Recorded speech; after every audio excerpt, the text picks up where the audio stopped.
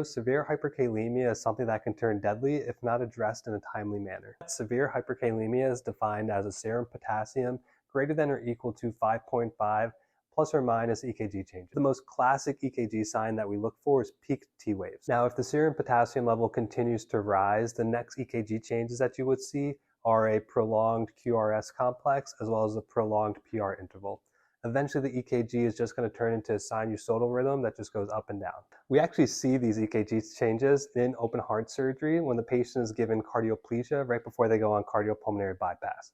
Cardioplegia solution is just a high concentrated potassium solution that stops the heart from beating during that open heart procedure. Why are we seeing all of these EKG changes? Well, that's because this rise in serum potassium is changing the resting membrane potential of those cardiomyocytes, which at first allow for fast-acting sodium channels to open quicker, but if it gets too high, then it becomes a refractory period and it doesn't allow for that next heartbeat to occur.